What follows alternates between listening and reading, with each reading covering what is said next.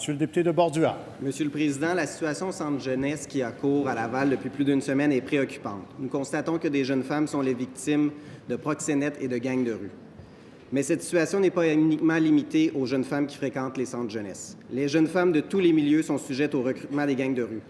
Violences sexuelles, agressions sexuelles, prostitution, traite humaine, viol sont des sévices que subissent plusieurs jeunes femmes sous l'emprise de ces criminels. Or, on sait, Monsieur le Président, que dans son plan de restructuration, commandé par l'actuel ministre de la Sécurité publique à l'époque où il était au Conseil du Trésor, approuvé par la ministre de la Justice, que la directrice des poursuites criminelles et pénales va couper des procureurs assignés au dossier des gangs de rue. Monsieur le Président, comment la ministre peut-elle être en accord avec de telles coupures au moment même où le rôle de l'État est de protéger les victimes et de poursuivre ces criminels? Madame la ministre de la Justice. Monsieur le Président, je suis heureuse de la question du collègue parce qu'elle nous permet d'informer les membres de cette Assemblée et le public qui nous écoute des mesures mises de l'avant par la directrice des poursuites criminelles et pénales afin de s'attaquer de façon très précise aux enjeux d'exploitation sexuelle qui, malheureusement, touchent aussi les jeunes.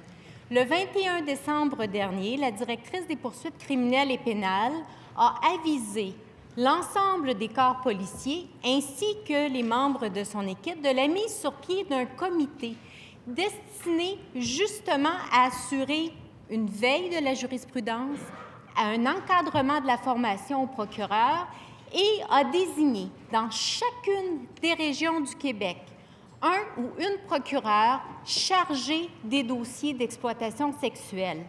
Ces mesures vont permettre de mieux coordonner l'activité du DPCP dans ces dossiers et d'assurer un support technique aux équipes policières qui veillent aussi sur nos jeunes.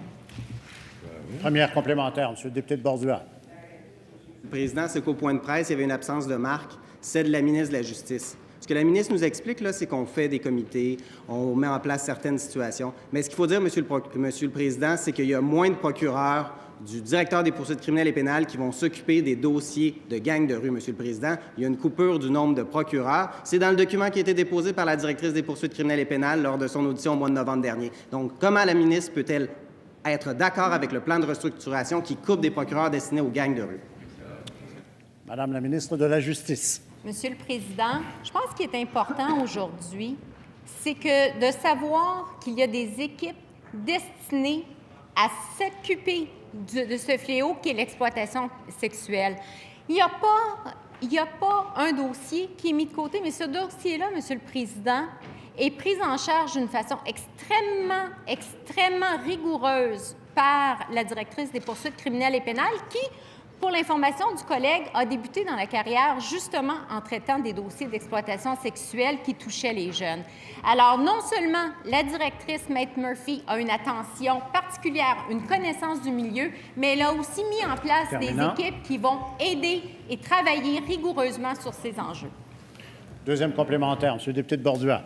Président, la ministre ne nie pas qu'il va y avoir une coupure de nombre de procureurs destinés à lutter contre le crime organisé, et spécialement dans les procureurs destinés à lutter contre les gangs de rue, Monsieur le Président. Va-t-elle revenir sur cette décision? Va-t-elle dire à la directrice des poursuites criminelles et pénales, non, je ne couperai pas le nombre de procureurs assignés au dossier qui vise à poursuivre ces criminels odieux qui exploitent sexuellement les jeunes femmes dans les centres jeunesse et globalement à travers le Québec, Monsieur le Président. Est-ce que la ministre va prendre action? Madame la ministre de la Justice. Monsieur le Président, on n'a pas attendu aujourd'hui pour prendre action. Ce comité dédié au dossier d'exploitation sexuelle a été annoncé le 21 décembre dernier. Il y a des procureurs dans les 17 régions du Québec dédiés à cet enjeu. Le procureur en charge du dossier est un expert, une sommité en la matière. Ces procureurs sont tenus non seulement d'assurer une veille, mais aussi d'encadrer les équipes de procureurs du DPCP via l'École des poursuivants. Cette équipe est aussi chargée d'assurer un lien privilégié avec les autorités policières. Monsieur le Président, nous avons restructuré le DPCP et le DPCP est là pour servir les citoyens et les citoyennes.